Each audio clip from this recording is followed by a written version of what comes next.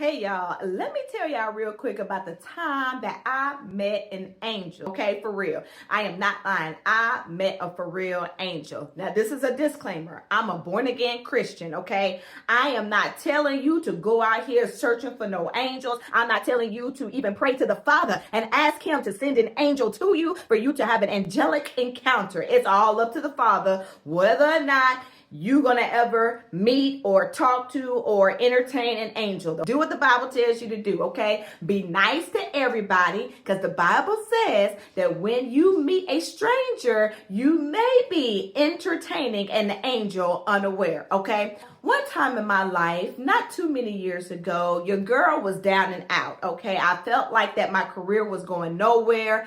I didn't really have a sense of purpose. Like, I knew my purpose, but I just didn't know how to access it. I just felt like I was in a slump, okay? I was in a slump. And I had a friend that I worked with, and she was about feeling the same way, okay? So we went to lunch one day, and we was going to lunch pretty often, and we would sing our same sorrowful song, "Woe is me, God, what is he doing with us? We don't know what we doing. We don't think we supposed to be here, or we supposed to be doing something else, but just don't know how to get to that something else." So this was pretty much, my daily, routine. I showed up, I did my job, I did it to the best of my ability, and I was just waiting on God to see what he would do with me. This particular day, after lunch, I'm heading back to the office like I always do, okay?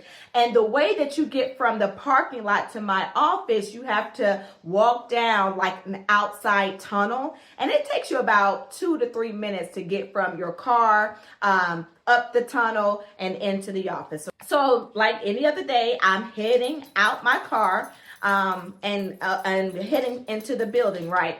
But this day, I am walking out of my car, and as soon as I turn to go up the tunnel, I see this lady, all right, who just kind of like comes out the building, just whoosh, like comes out the building, all right? Now, let me describe this lady to you. This lady was about 4'9". I'm short. I'm 5'2" with heels on. I'm a short person. She was shorter than me. It's not just the height, all right? It's what she looked like, all right? So this is a white lady. She had long blonde hair, all right? Long blonde hair. She had big fluffy bangs that came up to about her eyebrow, real thick and full and fluffy. No joke. She had on a long flowy skirt. She had on one of those blouses that kind of like the flowy blouses tucked into that skirt, and a brown suede vest with tassels on it. I want you to picture, y'all see that movie Forrest Gump, right? Forrest Gump. Think about Jenny. When Jenny and Forrest Gump was in Washington, D.C., and Jenny runs through the water and hugs Forrest, that's exactly what this lady looked like. Now, this is in 2012. She had no business in 2012 looking like Jenny did in Forrest Gump, because that setting was like the 1960s. And this was nowhere near Halloween. This was actually in the summertime, okay? She had no business dressed like that coming out of my office building, because my office, listen, it's corporate, all right? It's corporate. You come in there suited and booted, all right? High heels, stockings, skirt, suit, button down. Y'all know what I'm talking about. Okay, this is corporate, not the 1960s, looking like a hippie. That's exactly what the lady looked like. So when she comes out the building, I'm already looking like, who is this lady dressed like this? Now, insult to injury, I think that's how you say it. It's not just about how she was looking, y'all. It's about how she was walking. Another disclaimer. Listen, I have people in my family that have a walking disability or a walking handicap, okay? So I'm used to, in being around people that walk differently than I do or that other people do. So that's not the issue. The issue is she's dressed like she's from the 1960s. She's coming out of a corporate building, and this is how she was walking. I got to do it. Let me do it this way. That's how she was walking. So when I come from the parking lot to the tunnel, I see her bust out of the office building. She stops. Well, it looked like she stopped. Maybe in my mind she stopped because I saw her in this full-on 1960s garb, attire. And then she comes walking down to where I am like that. I'm trying my best not to make eye contact with this lady because I got to get to the office, okay? I told y'all I just came from lunch, so I need to hurry up. She's walking down, and I'm walking, and we cross paths. Now, when she's walking, she's looking straight ahead. She didn't look at me. She's all about her business. She trying to get to wherever she got to go, okay? We get there. This is me. I'm walking.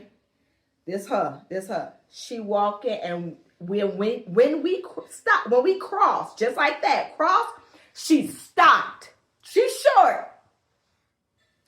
She stopped. And quite naturally, I tried to keep going. But when she stopped, she said, no. And I stopped. And she said, no. And she turned to me, looked me dead in the eyes, and said, you are not supposed to be here. You're supposed to be on TV with cameras, with screens, or something. But you are not supposed to be here. Y'all see how I just froze you like that? That's how I was when she was talking to me. And you know what this lady did? After she told me that I was not supposed to be there, I was supposed to be on TV, I was supposed to be anywhere but there, she kept walking. Now, I have encountered angels before. I'll tell y'all about that maybe another time. I knew right then, this is an angel. So I froze, but I quickly came out of it because I said, no, I'm gonna go talk to this angel. You ain't just gonna leave me like that. I kid you not. I froze for 2 seconds. And then I turned to go meet up with her. She was gone. 2 seconds. I ran down the tunnel, looked at the parking lot, gone. I walked into that building and I started asking people, did y'all know who this lady was? Nobody knew what I was talking about. I called my friend that I had just had lunch with. I told her everything because I needed to document this. And I told my husband, and immediately, hey, babe, this is what the angel said. And he's kind of skeptical. So I don't even think to this day he believed me that it was an angel, but this is an angel. After that, being who I was back then, I just jumped. I left my job. I didn't really have any direction on where I was going, but God gives you grace. I was like, I ain't supposed to be here, but I didn't know where I was supposed to be. I didn't seek God's face. I didn't hear from him. All I knew is that the angel said I was not supposed to be there. I left and I, fell on my face out there. And God gave me grace and routed me right back to that company that I left. Now, here's the kicker. Y'all ready for this? This was in 2012 that I had that encounter with the angel. All right. This is 2025 that I'm telling y'all this story now. I had a coworker call me up and say, Maisha, I have a word for you. His coworker said, I don't know how you're going to take this, but she told me that when she was brushing her teeth that morning, she saw me in front of a camera and said I was not supposed to be at my job.